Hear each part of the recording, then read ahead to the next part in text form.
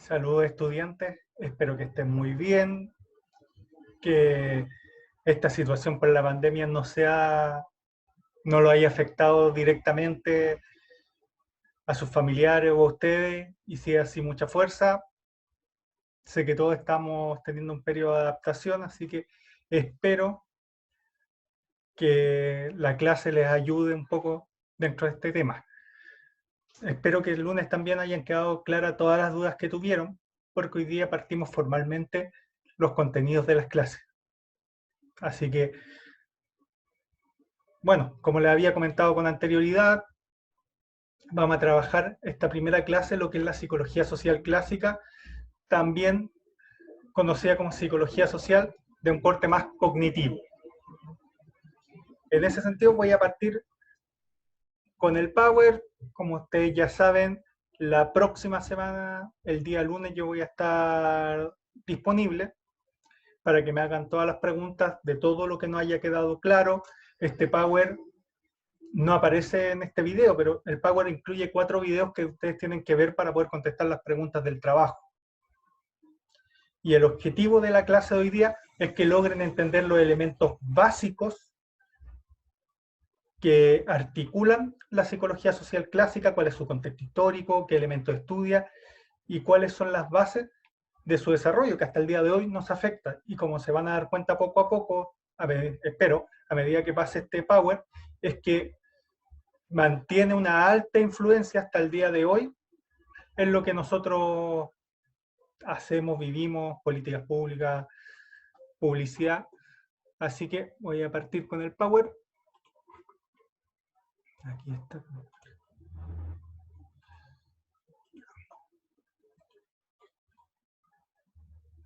Perfecto. Ya. Psicología social clásica. Primero tenemos que entender el contexto histórico. Estamos hablando de finales del siglo XIX, el 1890, hasta principios del siglo XX, probablemente hasta el 1930. O sea, el periodo de la reunificación de Alemania e Italia, hasta el periodo antes de que comenzara la Segunda Guerra Mundial formalmente.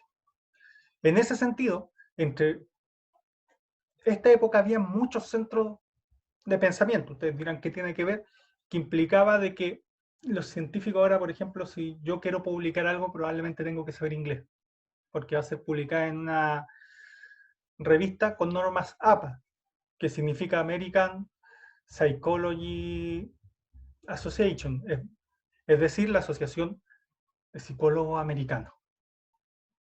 Y no quiere decir América como continente, sino como Estados Unidos. Todas las normas de publicación se basan en un sistema que es el de Estados Unidos. Y por tanto, incluso si escribo en castellano, utilizo esas reglas. Antiguamente no era así. A finales del siglo XIX y principios del XX había muchos centros de conocimiento. O sea, París era gigantesco, Viena tenía una historia, era la capital del Imperio Austrohúngaro, había sido el centro de poder de los Habsburgo, que habían tenido a reyes tan importantes como Carlos V. O sea, los monumentos más grandes de Europa están no en París, no en Londres, en Viena. Si ustedes se quieren pegar un viaje a Europa alguna vez, donde van a ver los monumentos y los castillos más espectaculares, es Viena. Ahí estaba el centro del poder, ahí, qué sé yo, los grandes músicos, la casa de la ópera, todo estaba en Viena, pero otros países rivalizaban con ese poder. Puse 3 ejemplos: Londres, París. De hecho, Estados Unidos en ese momento era considerado casi un país en formación, no era más allá de que tenía un gran poder económico, no tenía un gran poder intelectual.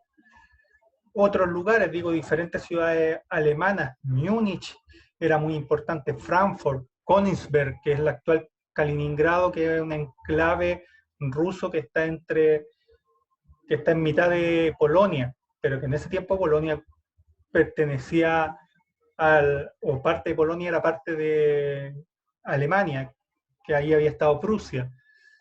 Estaba San Petersburgo, no Moscú era la capital de Rusia, sino San Petersburgo, que estaba al lado ahora está al lado de Finlandia, pero en esa época estaba al lado del reino de Suecia, y básicamente había mucho intercambio de ideas. habían distintos centros, entonces tú podías ser muy famoso en tu país, muy famoso en la influencia de tu país, que nadie te leyera fuera de ese país. Nos pasó con Vygotsky, que lo conocimos a finales de los 70, 80, cuando él había escrito en los 50. Lo pasó con Mendel, con muchos científicos importantes rusos. Si no llegaban a Viena no eran conocidos, o la gente de Viena si no llegaba a Londres no era conocido en Londres. Estos centros de poder también implicaba que había muchas potencias, no es como ahora que es Estados Unidos y quizás China. En ese momento distintos países eran potencias medianas, no eran de alcance global, no tenían un poder en todo el mundo, pero tenían colonia en todo el mundo.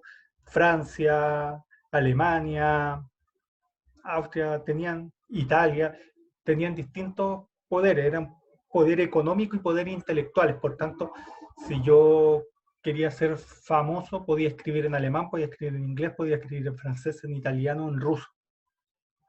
El tema es que me iban a conocer solo en su área de influencia. Había muy pocos autores que lograban sobrepasar e influir en distintos ámbitos. De hecho, las dos primeras, y este contexto histórico producía que las áreas de conocimiento, las teorías que se desarrollaran no tuvieran alcance global, sino tuvieran alcance local. Aquí les muestro a tres autores, las tres corrientes que existían en ese momento en la psicología. Dos eran plenamente europeas, y más que plenamente europeas, era una franco-alemana, otra era plenamente alemana, y la última era estadounidense como una reacción a esto. La primera es la fenomenología, y aquí pongo a Husserl, que es el autor más conocido. En ese momento se le conoce como el padre de la fenomenología, más allá de que ellos provienen de la escuela de Hegel y Kant. Más allá que Hegel y Kant tienen diferencias radicales en su filosofía, pero vienen desde esa raíz, por eso es franco-alemana. Y también tiene a personas conocidas más en la actualidad como un Heidegger. Pero ellos, los fenomenólogos, eran la base de poder de la psiquiatría en ese momento. En ese momento no existía la farmacoterapia, o más bien dicho, no estaba desarrollada, estaba recién empezando la farmacoterapia, no habían antidepresivos, no habían antipsicóticos, no había ninguno de esos medicamentos. Por tanto, lo que hacían los psiquiatras era ver los síntomas e intentar tomar medidas en relación al fenómeno que pasaba. Era plenamente subjetivo. O sea, los fenomenólogos creían que uno formaba la realidad en su conciencia. Por este motivo, se dedicaron a escribir, por ejemplo, libros en relación a cuáles son las pulsiones humanas, cuáles son las emociones, que después fueron una forma en que los estadounidenses lo ridiculizaron, porque partían con 5 emociones y 6 ediciones después el mismo libro tenía 200 emociones.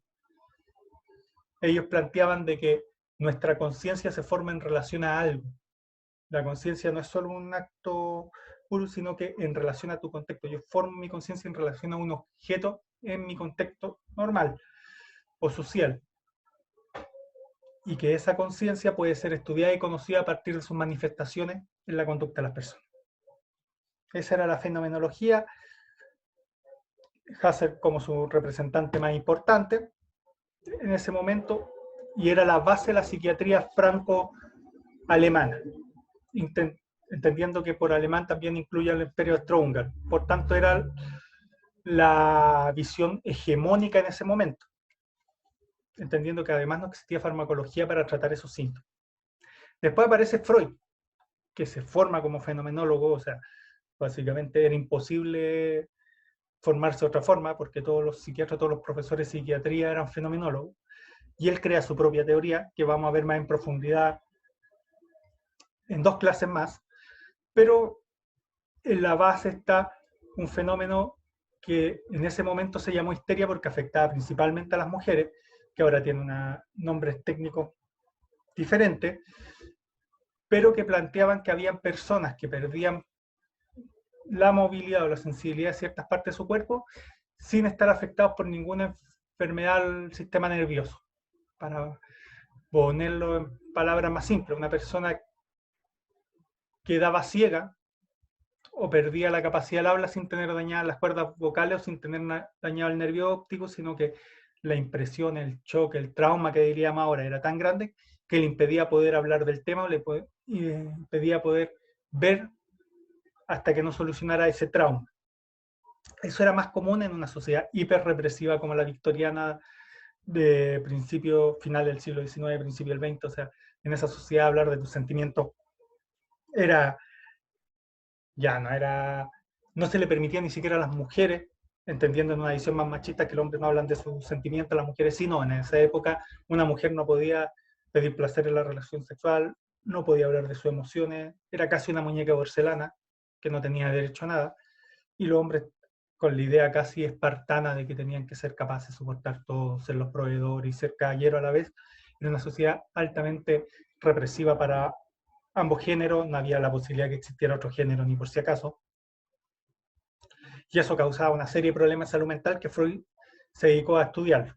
A partir de eso creó toda una teoría, y la mayoría de los psicólogos tienen una relación de amor y odio con Freud, porque Freud cometió todos los desajuste ético, consumía droga, aunque en verdad en esa época consumir drogas recreativas como la cocaína y el opio era lo normal en casi todas las personas educadas.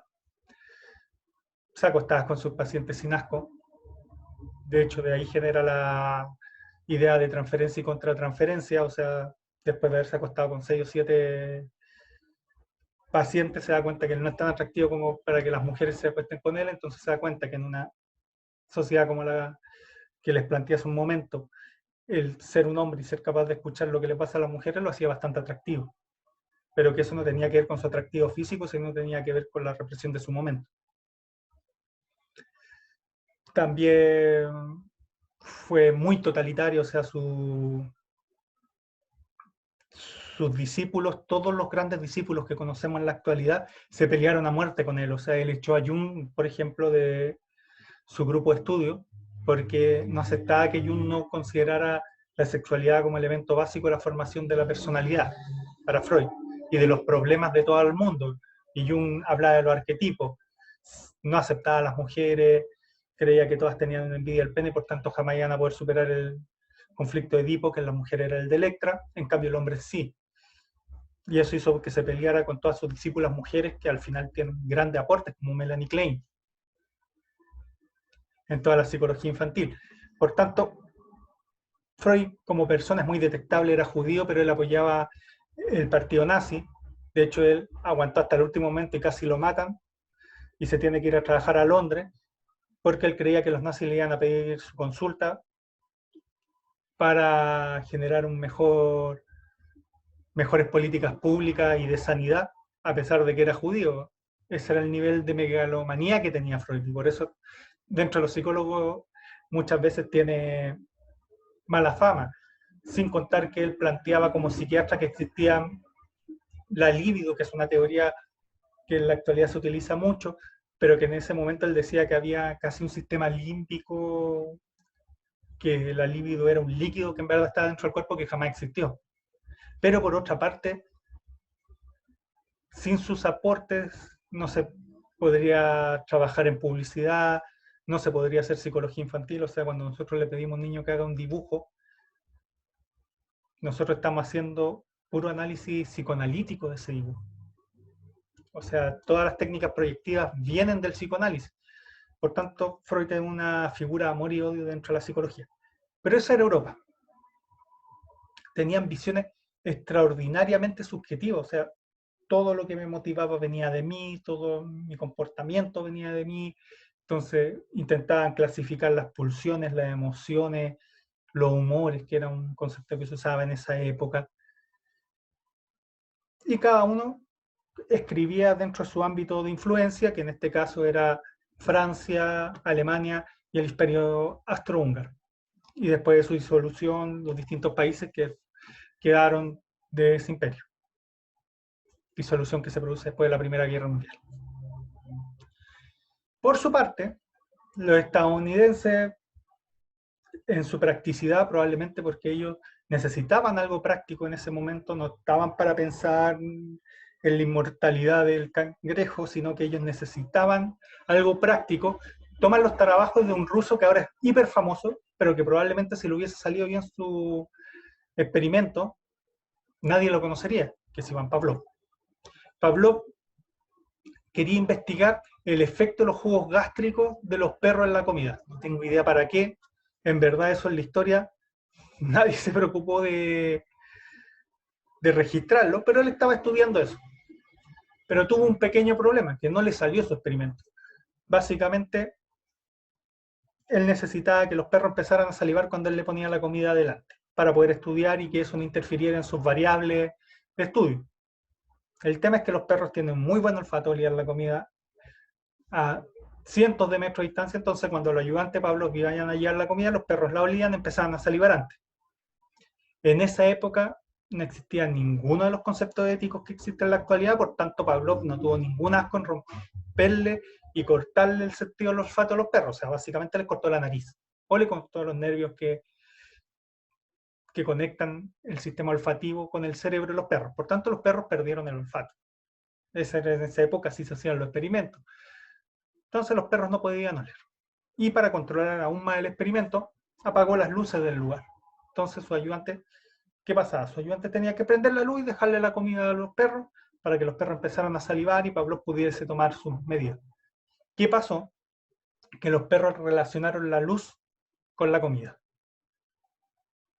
Y Pavlov, y por eso es considerado un genio en la actualidad, descubrió el condicionamiento. El condicionamiento clásico. Ustedes dirán qué tiene que ver. Básicamente se dio cuenta que yo podía condicionar un estímulo natural, el salivar, con un estímulo que no tenía nada que ver con el salivar. O sea, si yo pienso en comida, me ponen comida delante, empiezo a ver que alguien está cocinando, voy a salivar porque eso es de toda mi parte animal.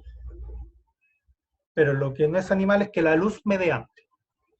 Entonces se dio cuenta que los animales, incluidos los seres humanos, podemos relacionar estímulos naturales con estímulos no naturales que produzcan un efecto natural.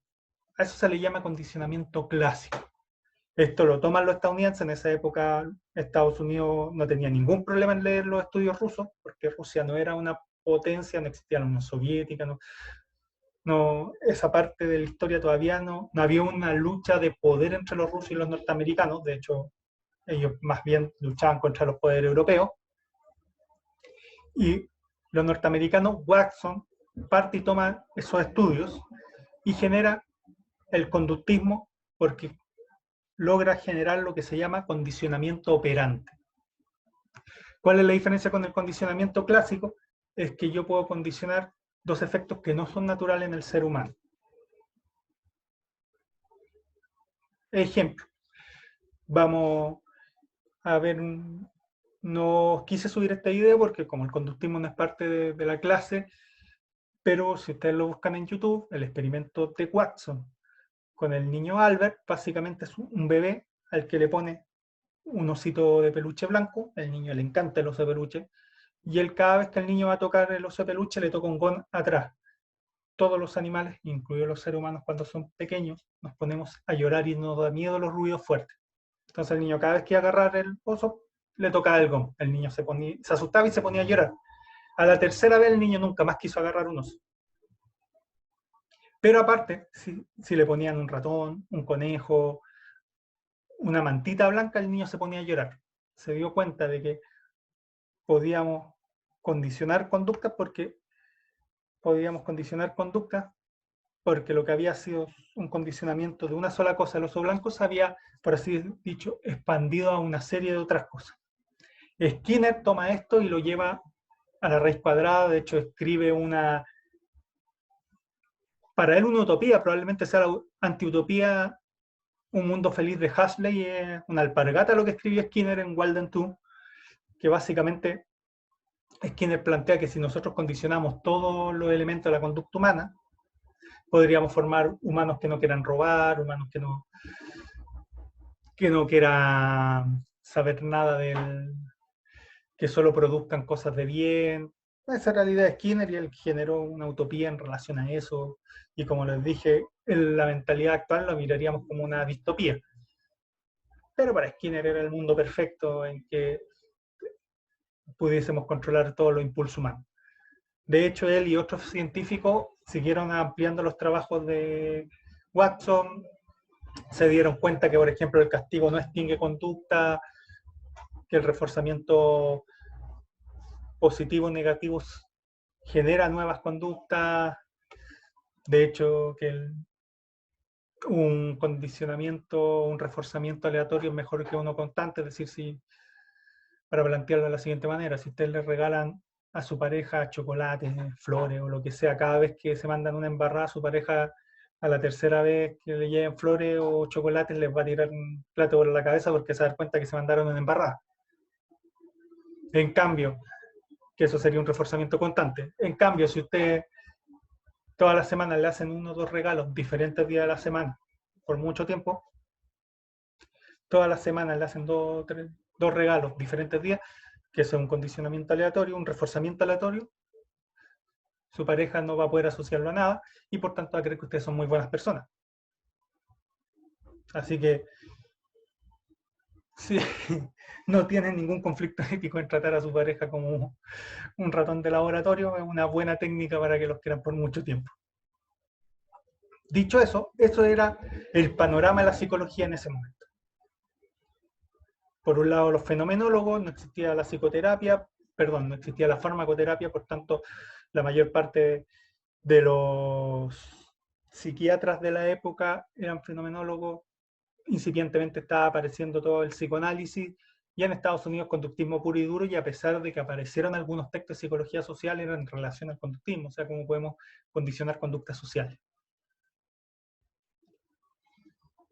Pero empieza a cambiar. El principio del siglo XX fue súper tumultuoso para la realidad que había existido en los últimos 100, 200 años, más allá de la formación de Alemania y de Italia, que habían sido grandes cambios. Primero, el modelo de democracia liberal, que hay que ponerlo entre paréntesis, todavía existía en reino, era muy conservadora, probabmente existía voto censitario, solo podían votar los hombres, pero la idea de democracia liberal se cuestionó fuertemente, tan así que como efecto de la Primera Guerra Mundial se disuelve el Imperio Ruso y entre 1917 y 1922 hay una guerra civil que termina con la formación de la Unión Soviética, un modelo que se oponía radicalmente a la democracia liberal. Por su parte, el mismo 1922, Benito Mussolini hace su famosa marcha de las camisas negras y se toma el poder de Alemania, es declarado como jefe ministro del Consejo de Ministros Reales de Italiano, que es básicamente lo que en una monarquía constitucional sería el primer ministro actual, por ejemplo, de Inglaterra, pero él es nombrado por la fuerza, de hecho reprime al Partido Comunista, al Partido Socialista, al Partido Democrático, a todos los partidos, los desaparece, y empieza el primer país fascista. El fascismo se empieza a expandir y empieza a ser una corriente bastante atractiva para muchos países europeos, no solo para Alemania y no solo para Italia, sino que empieza a ser sobre todo para muchos países que fueron parte o eran área de influencia de la Unión Soviética, Rumania, Hungría, Bulgaria, se volvieron países muy fascistas, más allá de que no adoptaron totalmente el sistema. Y Hitler es declarado en 1933, en 1932 es declarado canciller de Alemania y en 1933 Führer de esta nueva figura del Tercer Reich alemán. Es decir, países altamente desarrollados empiezan a transformarse, en el caso de Rusia, en comunismo, en el caso de Alemania e Italia, fascistas. En toda Europa del Este también surgió muy fuerte el fascismo. Habían revueltas comunistas en Francia, en Inglaterra. Por tanto, había un cuestionamiento al orden mundial en ese momento y a la democracia liberal como modelo político y modelo de poder. Y en 1939 se inicia la Segunda Guerra Mundial. ¿Eso qué hace? O sea, si los psicólogos queremos entender, suponiendo que los psicólogos queremos entender el comportamiento humano, se nos produce una gran contradicción. Freud estaba hablando de cómo el pene o la ausencia de este afectaba a las personas, los fenomenólogos estaban haciendo una lista de emociones y los conductistas creíamos que no éramos más que una rata de laboratorio y creernos más que eso era básicamente sentirnos, mentirnos a nosotros mismos. Y se estaba quedando estas tres líneas de trabajo fuera del suceso más grande de los sucesos más grandes del último tiempo, que era el ascenso del fascismo, el ascenso del comunismo, una guerra mundial que amenazaba con destruir el mundo y destruir las sociedades como las conocíamos, y los psicólogos no se estaban haciendo preguntas en relación a eso. Hasta que aparece Kurt Lewin, o Kurt Lewin. Ahí aparece el link de su experimento más famoso. Él trabajó muchísimo, o sea, yo solo voy a hablar del experimento de liderazgo de Carl Lewin, pero él trabajó con el tema de pobreza. Todas las teorías de grupo, incluso las de Pichon Rivière, son descendientes del trabajo de Carl Lewin. O sea, para tenerlo claro, él, en la psicología, sociología, antropología y en todas las ciencias sociales, por lo menos en el siglo XX, si no es el más grande, está entre los 5 o 6 tipos más importantes y más influyentes en todas las ciencias sociales, no solo en psicología. De hecho, probablemente, más allá de que él tenía un título de psicología, no fuera solo psicólogo. De hecho, él crea la idea de psicología social actual. ¿Y cómo la crea? Básicamente porque entiende, y esto es romper con el psicoanálisis, es romper con la fenomenología y romper con el conductismo, es romper con todo. Es decir, que el contexto puede afectar mi comportamiento. Ahora nos parece súper obvio, pero en ese momento es revolucionario. O sea, mientras los europeos hacían una lista de emociones que nos motivaban a actuar, él dice, ¿sabí? No son las emociones, el contexto en el que tú te ubicas el que te hace o no te hace actuar. El psicoanálisis que estaba hablando de los traumas y de Edipo, del pene o de la etapa fálica, no, o de distintos temas relacionados a eso, los arquetipos de Jung.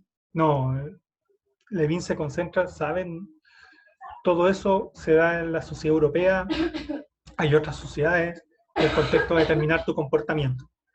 ¿Y cómo logra articular eso? Que es la idea básica de la psicología social, que es yo no me mando solo, básicamente el contexto afecta mucho en cómo yo me comporto, es hacer un experimento de liderazgo donde entrena un profesor que actúe como un pequeño fascista, un profesor que actúe como un líder en que no se mete en nada y deja que los niños hagan lo que quieran, y un líder que supuestamente sería democrático, que ahora nosotros diríamos desde una perspectiva más moderna colaborativa. O sea, que ayudar a los niños, lo apoyar a los, centrar en su potencial, pero que no tomara las decisiones por ellos. ¿Y qué encontró en su experimento? Básicamente que los niños que están en un sistema anárquico de laissez-faire extremo no trabajaban, no estudiaban, no hacían nada y se dedicaban a jugar y a pelear. Los fascistas, mientras el líder los vigilaba, los niños trabajaban y se mostraban altamente capaces, pero en el momento en que el líder se daba vuelta, se agarraban a combo y dejaban de trabajar. En cambio, con el sistema más democrático, él encontró que los niños trabajaban más, eran más ingeniosos, eran capaces de alabarse mutuamente, no existía tanta competitividad y producían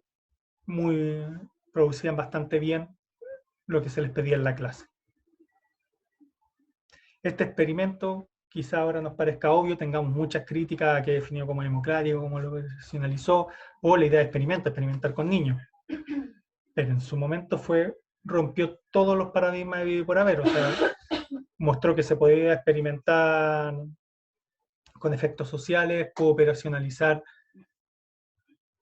modelos políticos en modelos de clase, pudo demostrar que el contexto afecta cómo se comportan y cómo aprenden los niños. O sea, fue una revolución total. Como dije, Kurt Lewin después estudió la pobreza y no lo hizo desde el altar, sino que se fue a vivir a Centroamérica para estudiar la pobreza. Hizo trabajo en grupo siendo él un facilitador, o sea, es probablemente uno de los tipos más importantes en ciencias sociales, pero en este experimento además da el nacimiento a la psicología social y es famosísimo por esto. Un segundo experimento que es muy famoso y si se dan cuenta hay casi 30 años de diferencia. O sea, Carl Levin fue un tipo que logró un nivel de adelanto a su época impresionante. El siguiente experimento es el de Albert Bandura, que recién es de 1961-63, que también es importantísimo. Les pongo el link y aquí una salvedad. Yo todos los links intenté que el autor hablara del experimento. Probablemente, si ustedes buscan en internet, haya muchos mejores videos en YouTube, pero yo busqué que fuera el propio autor el que hablara de su experimento, y en el único que no lo logré fue el de Carl Levin, porque es demasiado antiguo, pero Zimbardo lo explica, un Zimbardo joven, porque el Zimbardo que explica su propio experimento, que lo vamos a ver después, es bastante más viejo, es un Zimbardo más reflexivo, de los 80. Albert Bandura, de hecho aquí su explicación es como de los años 70. O sea, había pasado pocos años del experimento en sí, de las consecuencias que tuvo ese experimento. Lo mismo el de Rosenthal y Jacobson, que los vamos a ver después, también hablan ellos del experimento porque no solo quiero que vean el experimento en sí, sino también cómo ellos operacionalizaban y cómo generaban su realidad, para que se den cuenta las diferencias con la visión actual. Por tanto, no es tanto como lo explica una persona que tiene modelos postmodernos, que más allá que considera importante el experimento, sino como lo hacía una persona que en este caso Albert Bandura fue y estudió con Skinner, estudió con los grandes conductistas, él era un conductista, y él rompió con toda la tradición conductista para generar el cognitivismo. Esa es la importancia de su experimento. Básicamente él lo que hace es pone un video de un niño pegándole a un mono porfiado. Ya el niño se la lava, y después ve qué pasa cuando pongo a niños que vieron ese video, perdón, pone a un adulto pegándole al mono porfiado. Perdón. Y después él ve qué pasa cuando niños que vieron el video del adulto pegándole al mono porfiado, qué hacen cuando están en una sala de juego. Y se da cuenta que los niños replican la violencia que vieron los adultos y aparte generan otros tipos de violencia. Este experimento ha sido replicado 1.000.000 de veces. Bandura, de hecho, creó muchísimas variantes del experimento. Ustedes solo van a ver en el video la versión original, pero por ejemplo se dio cuenta que los dibujos animados generan mayor aprendizaje y más rápido aprendizaje que los modelos adultos en la mente de un niño. Por tanto, si un dibujo animado es violento, los niños probablemente aprendan mucha más violencia que si ven a un adulto siendo violento o a una película de la realidad. Y así fue generando. De hecho, Albert Bandura es conocido por su movimiento de que no haya violencia en la televisión. Su experimento ha sido tan relevante de que él, con ese puro experimento, logró romper con el conductismo radical. Nace el cognitivismo, que no es importante solo estudiar qué cosas nos hace igual a los ratones, sino qué pasa en nuestra cabeza y cómo logramos otras formas de aprendizaje. O sea, él demostró que existía otra forma de aprender, que no fuera a partir solamente de los estímulos, los reforzamientos, sino viendo algo. Eso también se aplica mucho, por ejemplo, en educación. Yo trabajo en un colegio y en el colegio los profesores muchas veces, como se han dado cuenta que castigar a los niños no les funciona, y yo creo que un niño deje de hablar, interrumpir la clase, le dan la palabra solo al que levanta la mano, es para generar un modelo de cómo debiese comportarse el niño, que yo creo que se comporta así, y sirve mucho más que un castigo. El modelaje o el aprendizaje vicario son factores básicos al día de hoy. También implica que la violencia en televisión o en otros formatos, computador, YouTube, en lo que sea, afecta a nuestro comportamiento. Técnicamente todos los que van a ver este video y yo sabemos matar como de 1000 formas. Hemos visto cientos de películas o dibujos animados, series en televisión o videos en YouTube o en distintas plataformas donde yo en mi vida he tenido una pistola en mi mano, pero sé por dónde se dispara. Nunca he tenido la espada en mi mano, pero sé cómo corta, porque lo he visto. Y probablemente en el momento de que tuviera que usarla, lo sabría usar. Eso es lo que explica Bandura.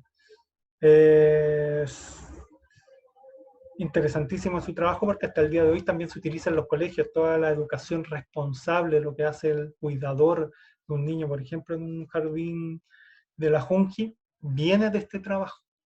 Y este es un trabajo que, si se dan cuenta, tiene 60 años. Así de importante fue este experimento. Y por supuesto, la psicología social desde ese momento se relaciona muy fuertemente con el cognitivismo estadounidense. El tercer experimento que les quiero mostrar es el efecto Pigmalión. Yo trabajo en un colegio, para nosotros es relevantísimo este efecto. El efecto Pigmalión, el video muestra solo el experimento de la parte bonita que hizo, porque el experimento tuvo una parte muy fea. Básicamente se llegaba a un colegio, se tomó prueba de inteligencia y se dijo aleatoriamente: estos son los 5 chicos más brillantes y tienen mucho futuro, cuando en verdad sus mediciones de coeficiente intelectual no decía que fuera así. Se les tuvo 6 meses y se les volvió a medir. Y se dio cuenta que esos niños habían aumentado su nivel de inteligencia. ¿Por qué habían aumentado su nivel de inteligencia? Y además eran los primeros del curso. Es porque los profesores tenían expectativas más altas, porque científicos le habían dicho que esos niños eran brillantes, entonces el profe se lo creía y trabajaba más con esos niños, tenía expectativas más altas de su aprendizaje, por tanto, pensaban que esos niños le iban mejor en la vida. Eso hacía que, por ejemplo, le exigieran más a esos niños. O sea, si tú vas a ser, si yo desde pequeño implico que tú vas a ser un pequeño doctor, te exijo como le voy a exigir a un doctor. Si yo pienso que va a ser un barrendero, no te voy a exigir tanto porque probablemente no lo necesites. Entonces a los profesores se les decía: estos 5 chiquillos van a ser brillantes, y los profes le exigían el máximo posible, pero lo hacían desde una perspectiva positiva. O sea, cuando cometían un error, como eran brillantes, no los criticaban, sino que le decían: mira, fíjate en esto, esto podrías mejorarlo. Le dan una retroalimentación constante y positiva. Se le exigía más, y si el niño hacía una pregunta, inmediatamente se la contestaban con todo el ánimo del mundo. Esa es la parte bonita que va a aparecer en el video que les voy a mostrar. Como eran científicos, hacían una parte fea. Decían, tomaban 5 niños que no eran los que tenían más bajo 6 y decían: estos chiquillos están perdidos, les va a ir mal en la vida. Pucha, sale, para usar un concepto muy feo, pero para darlo a entender, tienen el techo bajo, no van a lograr superar cierto nivel. Y los profesores lo trataron así. Y como grabar las clases esos profesores, cuando uno de estos niños que los profesores suponían que tenían el techo bajo, que tenían pocas capacidades, no le contestaban las preguntas. Si el niño le daba una respuesta mediocre, así como para el cuatrito raspando, ya, como es lo más que vas a lograr en la vida, te la acepto. Cosa que jamás le aceptaría al niño que pensaba que iba a ser un genio. En otras palabras, la expectativa del profesor era muy relevante para cuánto aprendía o no el niño, más que las capacidades individuales de los niños. Nuevamente, esto para la psicología social es como un pilar básico. O sea, no importa mis capacidades individuales, sino importa lo que espera el otro de mí para mi aprendizaje, para mi desarrollo. Existía un concepto que se llamaba la profecía autocumplida. O sea, si a mí me tratan como ladrón, probablemente me comporte como ladrón. Lo logró operacionalizar este experimento, y al lograr operacionalizarlo, logró demostrar que el cómo me tratan, por así decirlo, define quién voy a ser.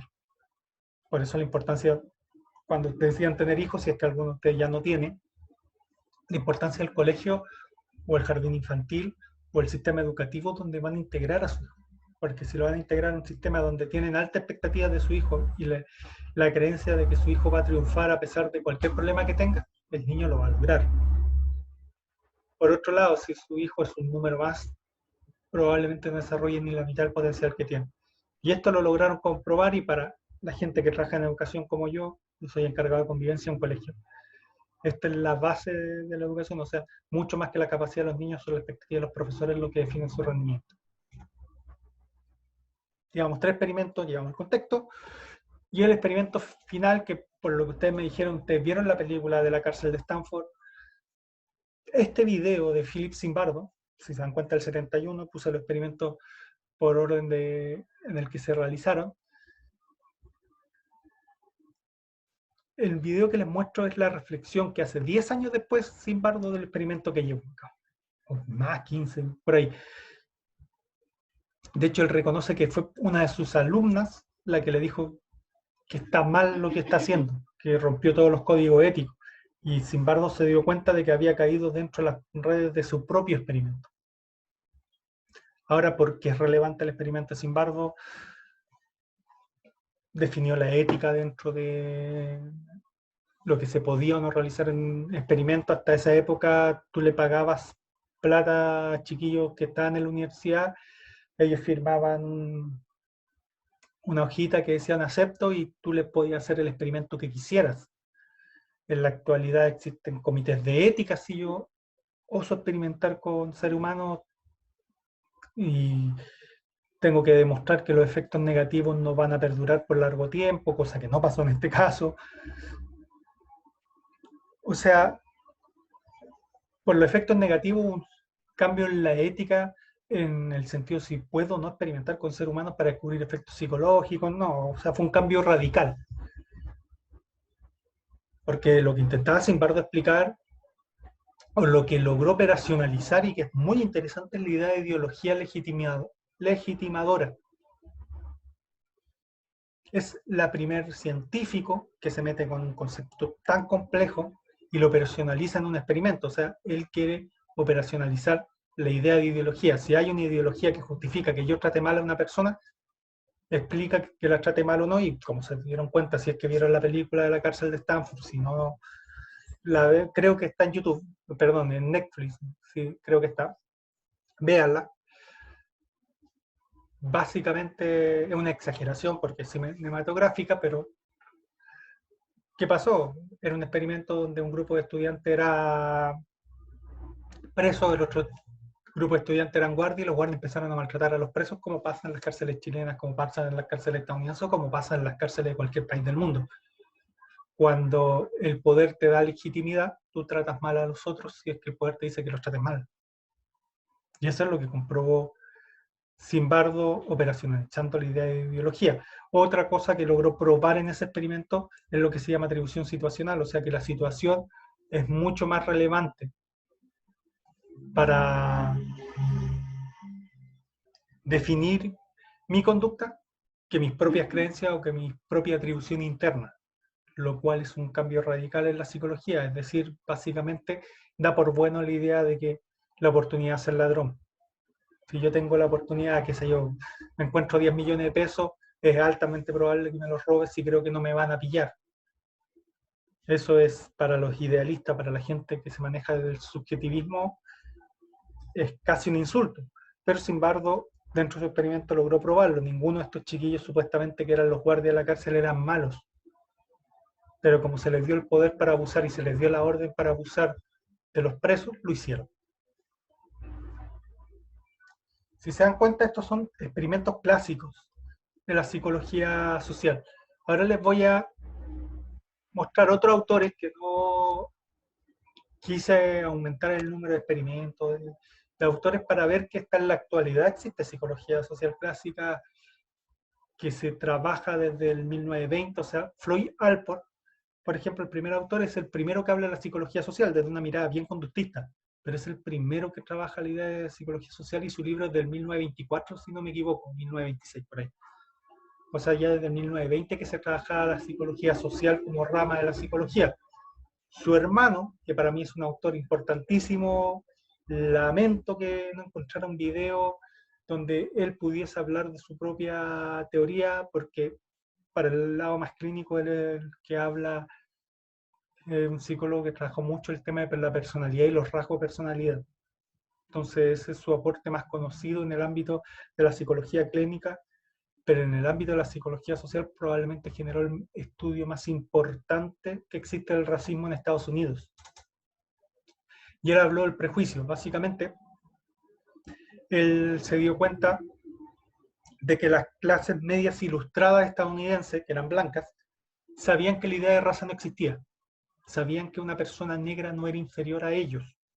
Sabía que no existía, que el color de piel no hacía diferencias importantes, ni ni que los negros tenían más tendencia a robar, ni que las personas, bueno, él trabaja con personas de color, es el concepto que usa Gordon Allport, que las personas de color no robaban más, que no eran más flojos, que no eran más tontos.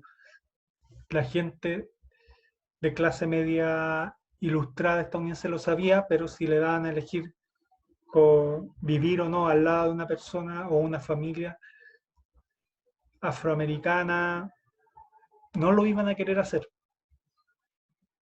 Entonces él estudia la idea del prejuicio que deriva en la teoría de las actitudes que se utiliza hasta el día de hoy, por ejemplo, en cosas tan diversas como los comerciales contra el consumo del tabaco, contra el consumo del alcohol. Rápidamente, la teoría de las actitudes que dice que las actitudes tienen tres elementos. El racional, que es el que menos afecta, el emocional y el volitivo. Voy a poner un ejemplo. Supongo que alguno de ustedes fuma cigarrillo. Todos ustedes saben que el cigarrillo es pésimo para la salud, pero no por eso dejan de fumar. Porque el elemento cognitivo racional explica muy poco la conducta del ser humano. Existen otros dos elementos, el emocional, que es que existe una emoción positiva que justifique la conducta. Por eso en los comerciales, qué sé yo, de no conduzca con alcohol, aparece una persona cortada por la mitad y accidentado y toda la familia llorando para buscar que te produzca una emoción negativa y yo deje de tomar antes de conducir. Pero el aspecto más importante es el volitivo, el si yo quiero o no quiero cambiar. Y en general, cuando una persona deja de fumar o deja de beber alcohol es porque pasa un suceso suficientemente importante en su vida que hace que algo que le gustaba hacer le deje de gustar. Muchas veces la gente deja de fumar, las mujeres en particular, cuando quedan embarazadas para no dañar a su hijo. Hombres dejan de tomar o las personas dejan de tomar antes de conducir cuando una persona cercana tiene un accidente.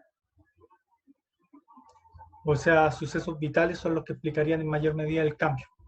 Y que mientras no hubiera una campaña que generara emociones positivas a vivir con las personas afrodescendientes y no existiese una política que instara el cambio, que obligara a que, por ejemplo, el 10% de las personas que viven en un barrio fueran afrodescendientes y a seguir la exclusión social que hasta el día de hoy lastra a Estados Unidos.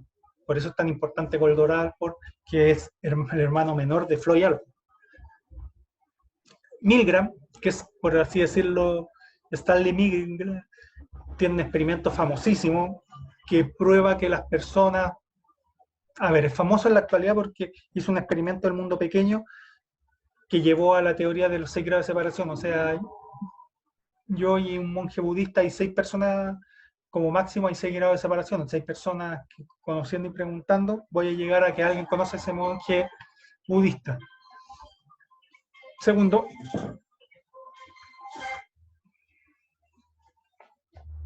disculpen que me está sonando el celular. Continúo. Ese es el experimento que en la actualidad se conoce a Milgram, pero en su momento fue muy famoso por el experimento que inspiró a Zimbardo en su tema de la cárcel. Milgram hizo un experimento para demostrar que uno podía obedecer a una autoridad incluso hasta quitarle la vida a otra persona. Básicamente te llevaban, te decían, te pagamos $15 para estar en un experimento, te ponían, al lado había como un doctor vestido de blanco con toda la autoridad, con todos sus títulos, y al otro lado de un espejo de una persona que supuestamente no te veía, que en verdad era un actor, estaba conectado a una máquina. Y el doctor te decía que cada vez que el tipo contestara mal, le tenías que aplicar una descarga eléctrica. Y que la descarga eléctrica tenía que ir aumentando poco a poco. Las preguntas eran fáciles, pero como era un actor, se iba equivocando de vez en cuando y tú les dabas un golpe eléctrico y el actor imitaba como que recibía golpes eléctricos cada vez más fuertes. Y la misma máquina decía en un momento muerte. La mayoría de estos estudiantes universitarios, personas probablemente buenas de clase social alta, porque en esa época en la universidad no iba gente pobre, básicamente, miraba y el doctor, con toda su autoridad, todos sus títulos, vestido de blanco, decía, apriete el botón. Y Milgram demostró que más del 90% de esos estudiantes, personas, por así decirlo, de bien, apretaron el botón y el actor hizo como que se moría. Y lo que teorizó Milgram es que frente a una autoridad nosotros somos capaces de hacer cosas impensables, y con eso explican lo que pasó en la Alemania nazi, por ejemplo. Que por qué alemanes que supuestamente eran gente de bien eran capaces de matar sin asco judíos, o sin asco a gitanos, sin asco a disidentes políticos, sin asco a gitanos, homosexuales, personas de diferentes géneros, periodistas, o todo disidente de la Alemania nazi, no solo judíos. Después, o mucho más actual, está Sergei Moscovici, que él habla de las representaciones sociales. La idea es que nosotros hacemos representaciones de nuestra realidad y actuamos tal cual. Es distinto estar básicamente en un tema súper cognitivo. Yo no me doy el trabajo de conocer todos los lugares a los que voy, sino que saco 2, 3 elementos y los integro dentro de las representaciones sociales que he formado con anterioridad.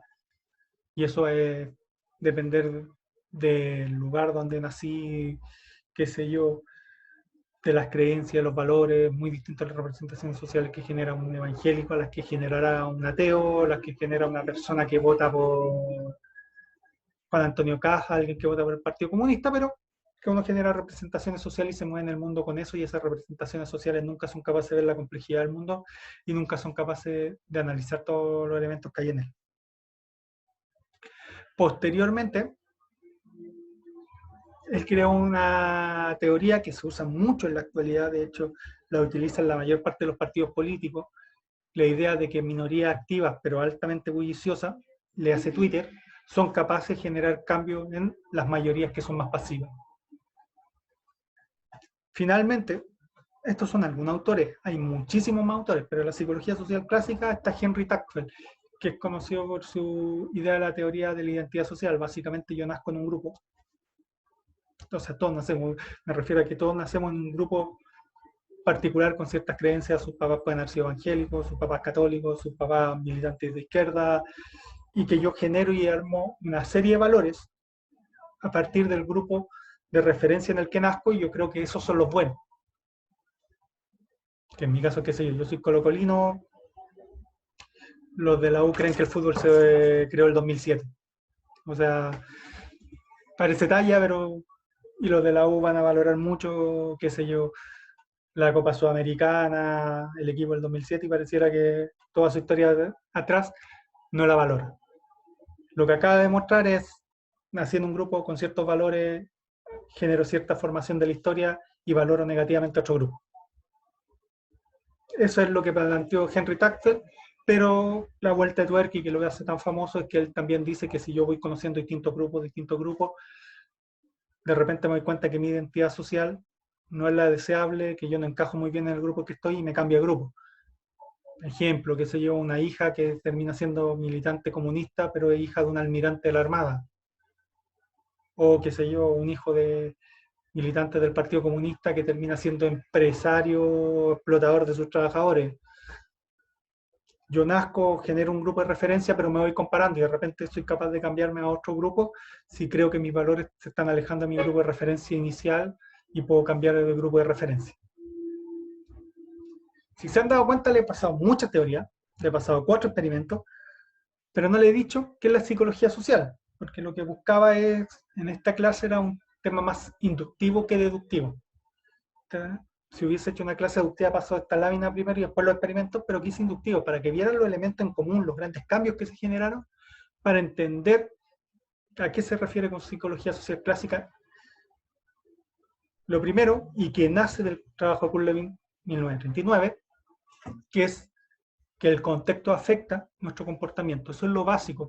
Parece ridículo en la actualidad, pero eso es lo básico. O sea, el contexto es más importante que mis propias motivaciones individuales. Y probablemente mis motivaciones individuales fueron creadas por el contexto, no salieron de la nada.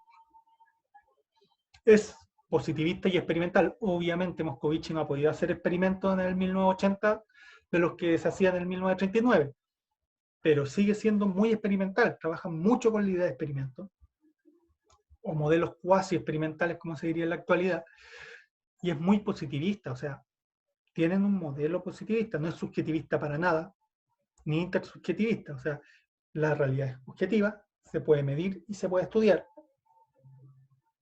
Y eso tiene efecto en la realidad. Positivismo puro y duro, probablemente como ustedes están en la carrera de terapia ocupacional de Lusác, vienen con una mirada más decolonizadora desde el sur, con una igualdad de género mucho más relevante de lo que se da en ese momento. Entiendan el contexto en que nació, el contexto en que se desarrolló. Probablemente ninguno de ustedes está de acuerdo con el positivismo en la actualidad, pero en ese momento era extraordinariamente relevante. Y de hecho es la corriente dominante de la psicología hasta el día de hoy. Nace como respuesta al interrogante que plantearon los totalitarismos en las democracias liberales. Por tanto, se desarrollaron principalmente en los países que en ese momento tenían democracias liberales. Francia, Inglaterra, Estados Unidos. Y muchos de los grandes intelectuales que habían en Alemania, que habían en Italia, que habían en el Imperio Austrohúngaro y después la disolución de ese imperio, que habían en Rusia, que no simpatizaban con el comunismo, con el fascismo, tuvieron que arrancar a estos países después cuando la Alemania nazi conquistó media Europa, viajaron a Estados Unidos. Entonces, casi todas estas teorías nacen en Estados Unidos, incluso hechas por europeos. Y un gran número de judíos, sea europeos, judíos, estadounidenses, porque después del 1945 quisieron entender el horror que había pasado, cómo los seres humanos llegamos a ese nivel. De hecho, en psicología se considera que esa es la época, entre el 1950 y el 1980, es la época más con mayor expansión de teorías, con mayor nivel de desarrollo, porque había una razón de ser. O sea, yo quería entender, a ver, una de las frases más duras que he leído alguna vez en un libro de psicología, que era un psicólogo clínico, Víctor Frank, él, en un libro más autobiográfico, porque él en psicología se lee mucho por psicoterapia, porque tiene muchos libros relacionados a la relación psicólogo-paciente, él plantea en un libro más autobiográfico, siendo judío, él estuvo en un campamento, en un centro de exterminio, básicamente, no hay otra forma de decirlo, que los mejores de ellos habían muerto, es decir, los mejores judíos habían muerto. ¿Por qué? Porque los nazis, forma de humillarlo, de echar la comida en esas cosas donde, no sé cómo se llaman, donde comen los cerdos o los caballos, donde le echan la alfalfa a los caballos, le echan los restos a los cerdos. Y ahí le echaban la comida para que los judíos tuvieran que comer con la mano como cerdos, que era la visión que tenían los nazis. Y los judíos, por así decirlo, más dignos, los que no estaban dispuestos a rebajarse a eso, prefirieron morir de hambre en los primeros años de ese gran horror. Y Víctor Frank dice, los mejores de nosotros murieron, y los que fuimos peores logramos, por así decirlo, sobrevivir. Por eso mismo él se dedicó a la psicología, por eso mismo fue un gran psicólogo clínico, trabajó mucho con los traumas de personas que vivieron situaciones extremas, y por eso se dedicó a escribir también demasiado y cosas muy importantes, y por eso lo conocemos los psicólogos actuales. En general, la mayoría de estos autores, otros autores de la psicología, las ciencias sociales que ustedes conozcan, sobre todo los años 50 y 60, son judíos porque fue como su forma de sanar lo que había pasado, trabajar en ciencias sociales, lograr explicar cómo la sociedad había llegado a esto. Entonces la psicología social clásica trabaja con temas como el prejuicio, como el racismo, como la pobreza, como los totalitarismos, cómo el poder influye en los comportamientos sin llegar a la ideología, porque eso sale el positivismo. De hecho, el único que lo logró hacer medianamente fue Zimbardo, pero sin trabajar la idea de ideología y poder, porque eso entra más de una mirada postestructuralista o postmoderna, se metieron en temas durísimos. O sea, violencia de género, todo eso nace desde y los contextos validadores de la violencia de género nacen desde esta visión, que en la actualidad es fácilmente criticable, pero que en su momento fue un aporte gigantesco a la educación. O sea, los aportes, trabajo en grupo, nace el trabajo por Levin, educación entre Bandura y Rosenthal y Jacobson, todo el trabajo en política y las minorías activas de Moscovici, en economía. La psicología tiene 6 o 5 premios Nobel. Un premio Nobel es por trabajar en medicina. Los otros 5 o 4 premios Nobel, me acuerdo bien, son por ser parte de trabajo de economía. O sea, la psicología en el ámbito que más ha influido es la economía. para demostrar que los humanos no tomamos relaciones, no tomamos, por así decirlo, decisiones racionales, sino que tomamos decisiones motivadas por otros temas. La publicidad, o sea, toda la publicidad, el que en Chile Falabella muestra a pura gente rubia en sus comerciales, tiene un sentido profundamente anclado a la psicología social clásica. Espero que después de... no me aparece un cronómetro cuánto llevo hablando, pero todo este rato que he hablado, que le he mostrado el Power, haya quedado más o menos claro cuál es el contexto en el que nace la psicología social clásica, que se basa mucho en el cognitivismo, y en la actualidad un poco en el constructivismo, cuáles son sus autores más importantes, qué cambios produjeron esos autores, cuáles son los elementos aglutinadores. Como les dije, al final de este Power, suponiendo que, y ojalá me haya podido explicar bien y se me haya entendido, había un trabajo. También les dije que iba a haber 3 tipos de preguntas. Hice un trabajo, 7 preguntas, cada una vale un punto, todas valen lo mismo. Después viene la rúbrica, si logran tener las 7 buenas, tendrán un 7 y así en la rúbrica va a aparecer. Pero hice 7 preguntas. Las 4 primeras son de extracción de información, o sea, la idea es que vean los videos y me puedan decir 3 elementos básicos del experimento de Kurlevin, 3 elementos básicos del experimento de Albert Bandura, 3 elementos del experimento de Rosenthal y Jacobson y 3 elementos del experimento de Simbar. Extracción de información. Ustedes ven los videos, ven cuáles son los más relevantes y lo escriben.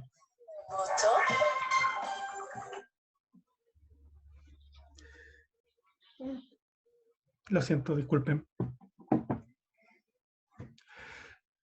La idea es extracción pura y dura de información.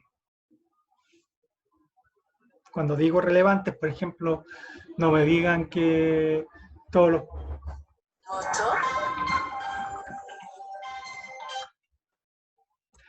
que todo lo que aparece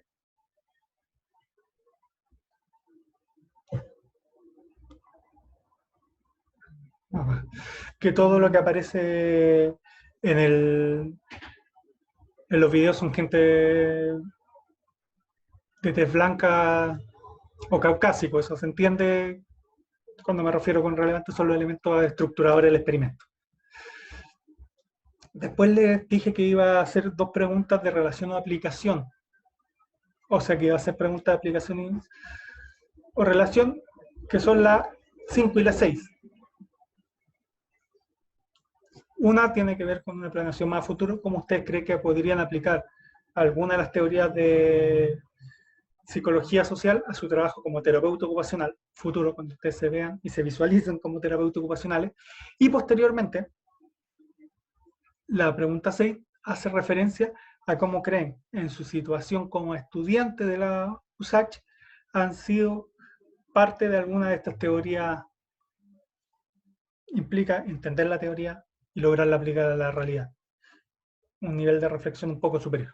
Y finalmente una de reflexión, ¿qué efectos políticos e ideológicos tiene la aplicación de los procesos experimentales en grupo humano?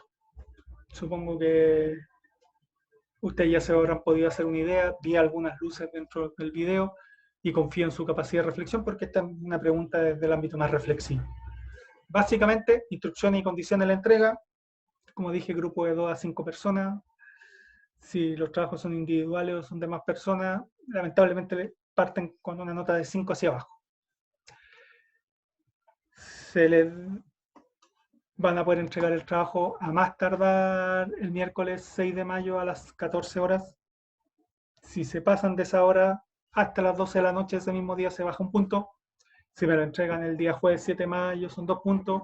Después del jueves, lamentablemente, voy a tener que calificarlos con la nota mínima que 1.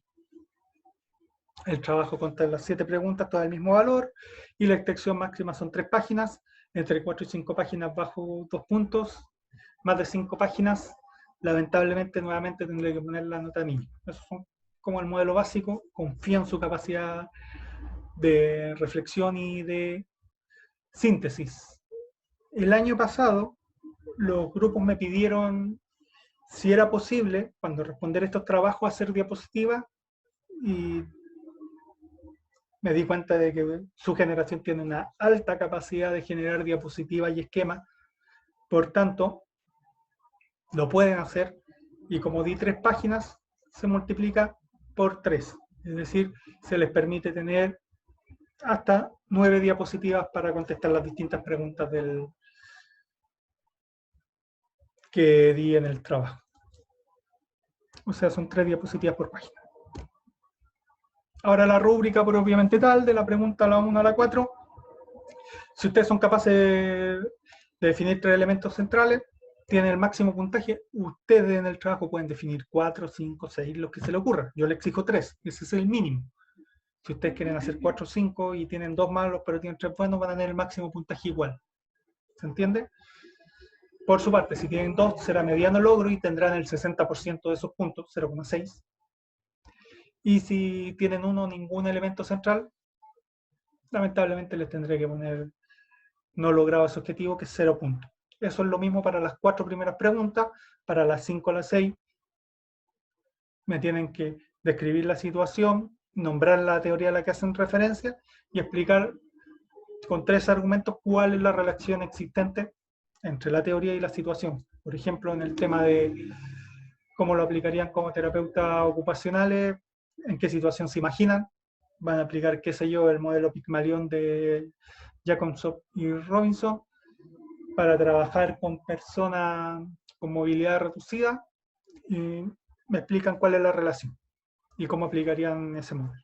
Si logran 3 argumentos, perfecto, y tienen el punto. Si logran solo 2 de esos argumentos, será mediano logro, y si logran 1 o ninguno, lamentablemente será no logrado.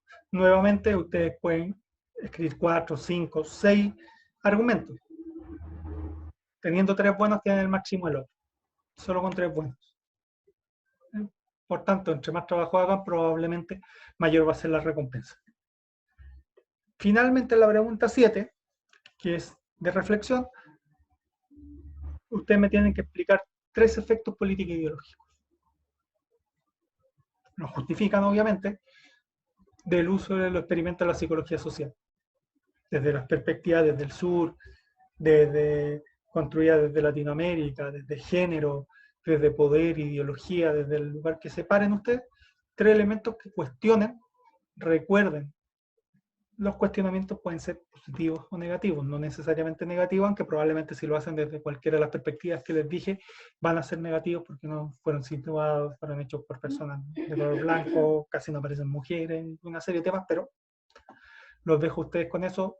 Si dan 3 argumentos, un 7, o sea, perdón, el puntaje máximo en esa pregunta. Si dan 2, medianamente logrado. Si 1, ninguno, estará no logrado. Este trabajo espero que no sea muy pesado.